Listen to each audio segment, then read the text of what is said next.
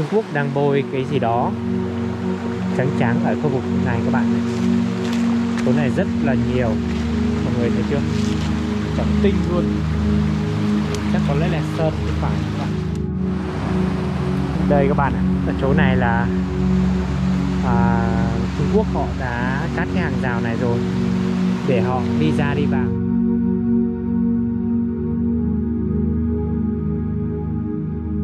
Xin chào tất cả các bạn. Ngày hôm nay thì mình lại rất là vui được gặp lại các bạn. Và lời nói đầu tiên xin chúc tất cả các bạn và cô chú, các bác, anh chị thật là nhiều sức khỏe và luôn luôn bình an. Ngày hôm nay thì chúng ta quay trở lại một video ở khu vực biên giới. Rất là nhiều những video mà các bạn đang xem ở trên YouTube là có những cô chú anh chị cũng đã review khu vực biên giới cho các bạn xem. Nào là ở khu vực biên giới rất là đông dân cư, hay khu vực biên giới là bên Trung Quốc rất giàu có, hay như thế nào. Tuy nhiên thì đối với cá nhân của bản thân San, ngày hôm nay chúng ta cùng đến với một khu rừng rất là rậm rạp. Khu rừng mà từ ngày xưa đến giờ chưa có bất kỳ ai khai thác. Và bên Trung Quốc đã có hàng rào sắt rất là kiên cố đã trải qua ở khu vực này. Cũng tuy nhiên đồng nghĩa với điều đó thì ngày hôm nay thì San mong muốn đưa các bạn đi xem là bên Trung Quốc là họ từ hàng rào bên kia sang hàng rào bên này để họ làm gì. Và khi mà họ hàng ngày đêm mà họ vẫn hiện tại bây giờ họ vẫn sang hàng rào bên này, không biết được là lý do họ làm gì, mà trong đó thì Sana cũng rất tò mò và cũng mong muốn là các bạn cùng theo dõi trong video này để chúng ta cùng cái cuộc hành trình đi khám phá biên giới, cuộc hành trình chúng ta đi xem biên giới nước ta thuộc về tỉnh Lai Châu và biên giới nước ta như thế nào. Và chúng ta cũng rất nhiều cô chú anh chị thắc mắc cái điều đó. Ngày hôm nay mời các bạn chúng ta cùng đi xem, và đồng nghĩa với điều đó là xem Trung Quốc họ từ hàng rào bên kia sang hàng rào bên này để làm gì nha các bạn nhé. Chúng tôi đang tiến tới một trong những cái địa điểm mà vô cùng nguy hiểm mà các bạn đang thấy là dọc theo cái đường bờ biên thì có rất nhiều những cái đường mòn. Tuy nhiên cái khu vực này là rừng rậm rạp vô cùng. Có thể là nhiều những người chưa leo núi quen là chưa thể nào chúng ta đi được cái điều này. Suối vô cùng to này, nước khá là đẹp đây. Không, tưởng là để cái góc đá có cái gì nhỉ? Xốp hay cái gì nhỉ? Nó trắng trắng. Các bạn đang chứng kiến những cái cụ thể này qua góc màn hình nhỏ để chúng ta cùng chiêm ngưỡng đường biên giới của chúng ta qua cái bờ suối này với một cái tinh thần là chúng ta cùng nhau để giữ vững chủ quyền lãnh thổ từng tấc đất của chúng ta mà cha ông ta đã phải hy sinh xương máu để có được như ngày hôm nay. Ở đây thì thực sự mà rừng vô cùng là rậm rạp. Như các bạn đang thấy là ở chỗ San đang đứng này cũng rất là nhiều những cây cối. Bên Trung Quốc thì họ đã phát hết những cái cây mà sát với hàng rào của họ. Và họ cũng tạo ra những cái lối đi từ hàng rào bên kia sang hàng rào bên này để làm gì thì San không có biết là họ làm gì. Tuy nhiên thì San nói với các bạn là khi mà các bạn đang có ý định từ bên này sang bên kia hoặc là từ bên kia sang bên này thì các bạn bỏ qua những cái ý định, tất cả những cái âm mưu đó. Bởi vì xung quanh các bạn vẫn có là các chiến sĩ biên phòng, và xung quanh các bạn vẫn có các chiến sĩ của bên Trung Quốc và kể cả Việt Nam ngày đêm theo dõi các bạn nhé các bạn. Tất cả những điều đó thì các bạn có ý định vượt biên thì các bạn bỏ qua nhé các bạn nhé. Video này không phải là để đưa các bạn nhìn thấy để mà các bạn vượt biên đâu. Các bạn lưu ý cái điều đó. Ở đây này các bạn này, bên Trung Quốc vừa mới sơn một cái lớp sơn rất là bóng. Và cái lớp sơn này thì San cảm giác rất là mùi, vô cùng mùi luôn các bạn, vô cùng mùi khó chịu luôn. Đây này, có một cái lỗ thoát này. Các bạn ở xa một chút các bạn có thể thấy một chút này, cái lỗ thoát của bên lỗ từ bên kia họ sang bên này để họ đi dọc theo cái hàng rào này. Chắc có lẽ là để có thể bảo dưỡng hay là như thế nào đó thì San không có biết được. Tuy nhiên thì San khuyến cáo các bạn là chúng ta không nên quá là gần và sờ hoặc là như thế nào đấy đối với hàng rào của họ. Như các bạn ạ, đây thì đây là một cái địa điểm mà cho các bạn đang thấy rồi. Chúng ta sẽ cùng tiến tới một số những cái nơi xem là hiện tại bây giờ họ từ bên kia sang bên này là họ đang làm gì nhé các bạn nhé. Chúng ta, đối với cá nhân bản thân San nghĩ á, chúng ta không nên đi quá là sát với lại cái hàng rào của họ. Và nên một cái điều là chúng ta nên đi thì chúng ta bước sang ở đất của mình. Bởi vì hiện tại bây giờ tình hình dịch là khá là phức tạp, nên là chúng ta đi ở qua bên đó cũng có thể là nhiều những cái biến cố có thể xảy ra đối với chúng ta. Nên là ít nhất là để tạo cái điều mà gọi là cái điều mà tốt cho cá nhân chúng ta, cũng như là cái điều mà an toàn cho cá nhân và an toàn cho tất cả mọi người xung quanh mọi người nhé. Các bạn ạ, đây Sana chứng kiến một cái con suối biên giới này. Ở đây thì có một cái nguồn nước ra từ khu vực này. Màu của nó rất là đẹp mọi người. Cũng không biết nếu mà chúng ta thấy là một con suối mà rất lớn, nhìn từ trên cao xuống á, có lẽ là chúng ta thấy là con suối như thế này thì nó sẽ khá là đặc biệt. Tuy nhiên thì San mong muốn là đưa mọi người lên ở trên này, chúng ta xem cái nguồn lý do gì nó khiến cho cái con suối bên cạnh này đỏ như thế này. Và chắc có lẽ là ở bên trong này cái nguồn nước ra từ cái rễ cây nào đó, hoặc là nó có sự khác biệt hơn. Ở chỗ này thì cũng khá là đỏ này mọi người. Đây, còn có những cái dấu chân vừa mới giấm xong. Nước còn đục nhé mọi người. Không biết được là ai đến đây đây. Đây này mọi người này. Cái nguồn nước là từ bên trong này ra. San thấy là nó khá là đặc biệt. Từ cái chỗ này ra là hầu hết là nó chuyển sang một cái màu rất đỏ thấm. Đỏ thấm, nó không hẳn đỏ hẳn nhé. Từ cái chỗ này. Ở bên trong cây này không biết là lý do tại sao đây mọi người. Biết lý do tại sao nó lại đỏ như này đây. Rồi chúng ta bước tiếp tiến theo những cái con đường mà hiện tại bây giờ, bởi vì là San thấy á, ở cái con đường này dường như sáng nay đã có ai nào đó bước qua ở đây. Các bạn ạ, ở đây thì cái sân của họ vô cùng mùi, đau hết cả đầu, vô cùng khó chịu luôn. Cái sân nó không phải là giống như cái mùi sân của Việt Nam mình đâu các bạn. Mùi nó thật sự rất là khó chịu. Và San thấy là ở khu vực này thì rõ ràng là rất là rậm rạp, cây chuối các thứ đều là ở bên Việt Nam mình. Không biết là bên trên này có con đường không đây. Lên trên này xem thử bên này có con đường đi hay không. Bởi vì một cái điều nó khá là đặc biệt ở đây là ở bên khu rừng của Việt Nam mình, lúc nào nó cũng nhìn nó mộc mạc và đơn sơ, nó đẹp hơn, thơ mộc hơn rất là nhiều ở bên Trung Quốc. Bên nước bạn thì nước ở đấy thì họ cũng gần như là một cái khung cảnh nó được thiên nhiên, nó được sự tác động của mỗi con người rất vô cùng nhiều. Dù là ngay ở bên cạnh này cũng như vậy, là chúng ta thấy là ở đây Việt Nam mình nó vẫn có một cái chút hữu tình hơn, đẹp mộc mạc hơn. Ở đây tự dưng có hai cái lỗ rất là lạ nhé mọi người. Ở bên này có một cái lỗ, bên này có một cái lỗ tương tự. Có thể là do ai nào đó đã đến đây để mà đào cái củ hà thủ ô gì đó, thì San nó không biết được. Nhưng mà nhìn vào cái hàng rào thép gai của Trung Quốc, thực sự mà cái điều rất là đáng sợ các bạn ạ. San chỉ cần là cảm giác một cái điều mà mình gần một chút thôi, nó có cái sự hồi hộp nó diễn ra từ trong trong lòng của mình ấy các bạn. Trên này còn có một cái lều kìa. À, cái đấy là họ rực để mà mái, họ rực cái lều để mà che cái mái của họ. Đồ dùng các thứ là San thấy là khá là nhiều đồ dùng.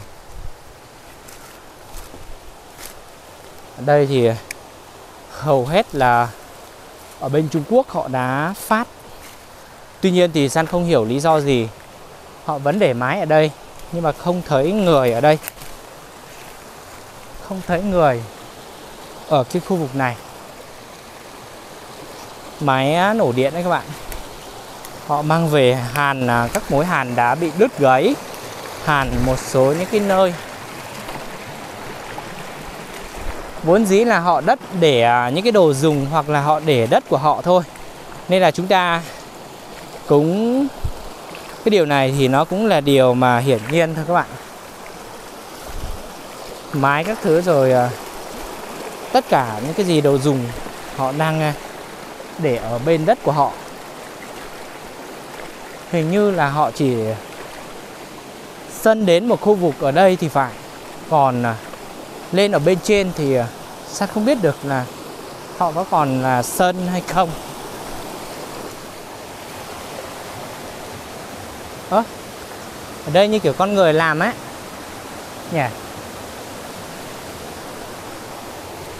Các bạn ạ, San thấy là những cái hòn đá này xếp chồng lên nhau, hình như là con người đã từng đến đây cái kè cái hòn đá này thì phải. San không hiểu cái lý do nào các bạn nhé. Các bạn nhìn này, hòn đá tự nhiên là không bao giờ nó có chuyện ở bên này này. Có chuyện nó một cái hòn đá nó kè lên giống như cái mộ á. Nhìn cái đây giống như cái mộ anh em ạ. Nếu như là cái mộ thì nó phải gắn liền với cái gì đó, hoặc là cái dấu mốc để mà ký hiệu biên giới Việt Trung. Tuy nhiên thì San mong muốn lên ở trên này để tìm hiểu một chút. Hình như đây là cái đường mòn thì phải. Ui, cái hòn đá này vô cùng cẩn thận. Vô cùng cẩn thận nhé mọi người. Hòn đá này thì chúng ta không cẩn thận là có thể là nó đi cả lú đấy. Từ từ nhé. Đang thử cái hòn đá ở dưới này xem nó có chắc không đã. Ui ui, suýt nữa là đi. Hòn đá này mà nó trượt một phát thì ở người bên dưới và người bên trên nó đều là trượt rồi. À, các bạn ơi, đây là cái đường mòn. Đường mòn ngay cạnh khu vực biên giới thì đã bỏ đi vô cùng lâu rồi. Cây cối thì tùm, rậm rạp. Cái đường mòn này đã được kè lại bằng những hòn đá. Và sau qua quá trình, qua thời gian thì nó đã gần như là bị phá nát rồi. Ở chỗ này là ngày trước á. Đây là cũng ở hòn đá kè lên đây này, nhưng đã bị sạt lở xuống ở bên dưới rồi. Anh em bước qua đây khá là sợ đấy. Không biết những cái hòn đá này có chắc chắn hay không đây. San định trèo qua ở chỗ này. Ở đây thì cây cối vô cùng rậm rạp. San định đợi tí chút nữa. San định trèo qua. Có hòn đá này phải thử xem chắc không nhá.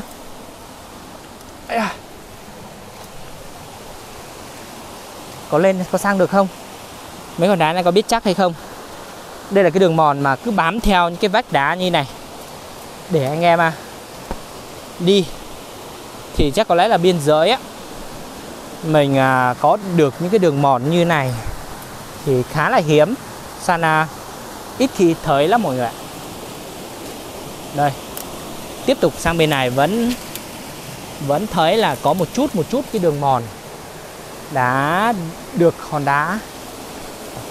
Tuy nhiên thì qua thời gian đã bị sạt lở hết rồi. Nhưng mà khá là khó đi đây mọi người. Chứng tỏ có thể là năm 79 đã có cái đường mòn này. Quân đội ta hoặc là các anh hùng liệt sĩ, các anh hùng, các cha ông ta đã kè cái đường mòn này để đi giám sát biên. Có thể là như vậy. Đây là cái điều dự đoán của San thôi nhé mọi người nhé. Còn những cái điều khác thì San cũng chưa thể nào dám khẳng định được, bởi vì đây qua thời gian khá là lâu rồi. Chỉ thấy một chút cái đường này thôi. Ui dồi, vô cùng khó đi. Anh em chuẩn bị xuống suối thôi các bạn. Bởi vì đây cái đường này bây giờ thì đi lại nó không còn nữa. Anh em chỉ yếu là review cho các bạn xem một chút cái đường. Cẩn thận. Bởi vì cái hòn đá này có thể là một chút những cái sởi chân thôi là chúng ta ở hàng rào bên này khá là lạ nhé các bạn. Đây này. Đây là cái con suối ở bên Việt Nam mình. Đây có một cái cây này. Ở đây cũng có một cây khá là to này. Wow các bạn ơi. Ở chỗ này nhá, ở bên Trung Quốc họ chỉ có làm những hàng rào vác qua như này này. Các bạn thấy nó kỳ lạ không các bạn? Từ dưới kia, bởi vì chỗ này quá là khó để mà họ làm á. Cái địa hình của họ khá là khó. Các bạn ạ, thì ở San thấy là chưa từng là có những cái địa điểm mà cái địa hình mà hiểm trở đến nỗi mà ở bên Trung Quốc họ cũng không thể nào mà đem được những cái hàng rào sát, và không thể nào mà làm được những cái hàng rào nó kiên cố hơn. Và ở vị trí này thì họ chỉ là thấy là vẫn làm. Tuy nhiên thì làm mà nó với một cái mức độ nó nhìn giống như là con gián đấy các bạn. Nó cứ bám vào những cái vách đá này. Wow, một cái khung cảnh vô cùng đẹp. Các bạn xem cái cây này đi. Cây này là bám vào ở trong cái vách đá này. Cái rễ cây của nó chùm xuống, nó giống như là cái dâu ấy, hoặc là những cái gì đó nó khác lạ lắm mọi người. Thật thấy là San thấy là ít khi có cái địa điểm nào giống như hệt như này. Cái rễ cây này tùm luôn.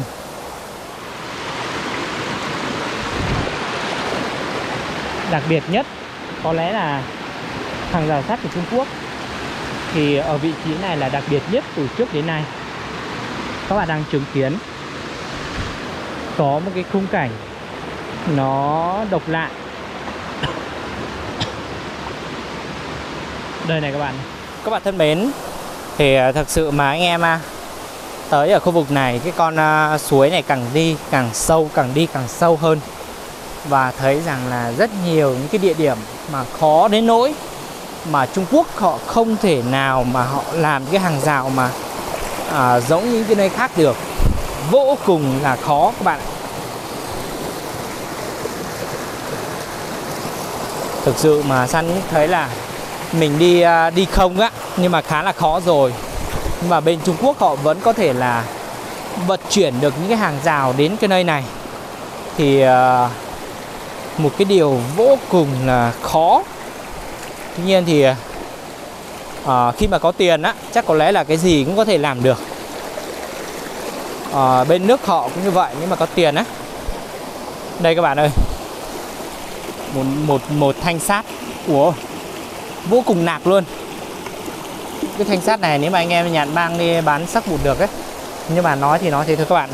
Nên là các bạn hai thanh này, bên dưới này cũng có một thanh này. Những cái đồ này mình có thể là đem đi, mình khó ra được ở dưới đó các bạn. Rất là khó luôn. Cái bao tải này là cát. Các cái bao tải cát họ đã để từng bao nhỏ để họ vận chuyển lên trên này. Vận chuyển lên này khu vực mà các bạn đang thấy đây. Thực sự vô cùng khó chịu cái mùi sân đấy các bạn. Wow, khá là ấn tượng các bạn. Những cái rêu mà mọc ở một trong những cái đá này rất là ấn tượng.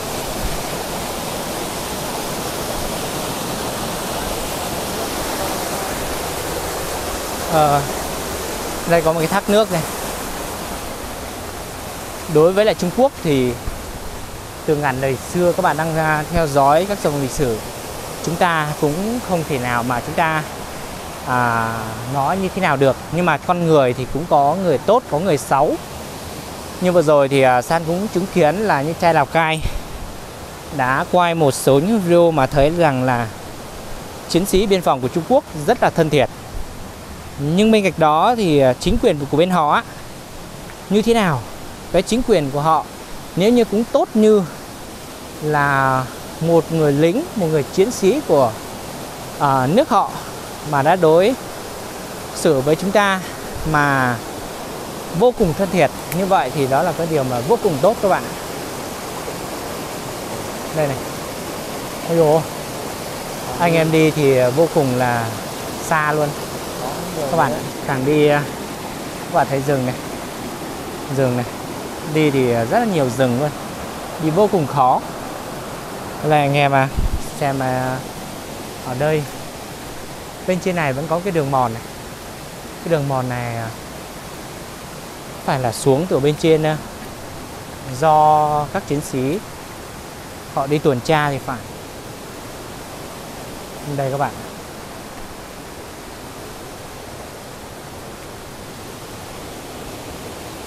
Thực sự mà chia sẻ với các bạn là khu vực biên giới của nước ta, đặc biệt là ở tỉnh Lai Châu, cũng gắn liền với rất nhiều những cái núi non hiểm trở, nhiều những cái nơi mà con người chúng ta đi cũng cực kỳ là khó, bởi vì là ít dân đó các bạn ạ. Ở đây vừa là ít dân này, vừa là đường đi lại nó hiểm trở đấy các bạn, rừng núi hiểm trở, nên là có thể nếu như mà ngoài cái con suối mà cách biên này thì cực kỳ khó. Nếu giả sử mà không phải con suối thì chắc có lẽ là một cái điều mà nước bạn mà lẫn sang nước ta, đất của nước ta thì nó cũng là một cái điều có thể là xảy ra thôi. Tuy nhiên thì chúng ta vẫn phải, người dân mà sinh sống khu vực gần đây phải ngày đêm và giám sát những cái hành động và những cái điều mà họ đang làm ở khu vực biên giới để có thể biết được cái tình hình hiện tại như thế nào, và cái tình hình nó có ổn định hay không, cái tình hình nó có gọi là tất cả họ làm tuân thủ những cái nguyên tắc của hai quốc gia hay không. Thì nếu như phát hiện cái vấn đề nào đó thì chúng ta là những người dân, chúng ta phải thông báo với lại chiến sĩ biên phòng nơi gần nhất để xử lý kịp thời. Thì dù là vất vả, dù là như thế nào đi nữa thì chúng tôi vẫn là sẽ cố gắng ngày đêm, cố gắng từng chút một để chúng tôi chinh phục những cái đỉnh cao hơn, chinh phục những cái điều mà các bạn đang thấy là với những cái tinh thần, với những cái tấm lòng mà yêu nước như yêu nước của người dân Việt Nam của chúng ta, hầu hết tất cả mọi người đều như vậy. Nên là chúng ta phải có một cái tinh thần kiên cố và vững chắc. Dù khó khăn như thế nào chúng ta cũng phải đi, dù khó khăn như thế nào chúng ta cũng phải giám sát từng những cái hành động, từng những cái nơi mà đã có biên giới, ranh giới của nước ta. Đối với lại chúng ta biết các anh hùng, rồi là các anh hùng liệt sĩ ngày xưa, đặc biệt là năm 79 gần đây nhất, là chúng ta biết được là phải hy sinh xương máu của mình, giữ từng tấc đất. Bây giờ anh em những thế hệ sau này, chúng ta phải cố gắng như thế nào đó để có thể gìn giữ được những cái tấc đất đó, hoặc là gìn giữ được cái chủ quyền lãnh thổ của nước ta. Các bạn thân mến ngày hôm nay thì có lẽ là San cũng tạm dừng một video ngắn tại đây. Cảm ơn các bạn đã luôn luôn đồng hành và theo dõi những video clip của San. Mỗi người sẽ có những cách nhìn nhận riêng. Nếu như trong video này có vấn đề nào đó không đúng thì mong rằng các bác cô chú anh chị chúng ta đóng góp bên ý kiến ở bên dưới video này để San có thể là mỗi một video hoàn thiện hơn, mỗi một video làm đúng hơn, để chúng ta vừa tuân thủ pháp luật, vừa có thể là tuân thủ cái quy tắc giữa biên giới của hai nước. Mình là người dân sinh sống ở biên giới thì mình phải tuân thủ cái điều đó. Đó là cái điều lệ mà cũng những cái điều mà chúng ta nên làm thật tốt và giữ vững chủ quyền lãnh thổ của nước ta. Việt Nam ta thì một cái quê hương đất nước vô cùng đẹp, vô cùng thơ mộc, vô cùng làm cái cảnh thiên nhiên vô cùng đẹp. Ngày hôm nay thì tạm dừng video ngắn tại đây. Cảm ơn các bạn đã theo dõi video clip. Xin chúc các bạn luôn luôn nhiều sức khỏe, bình an trong cuộc sống. Chào tạm biệt các bạn.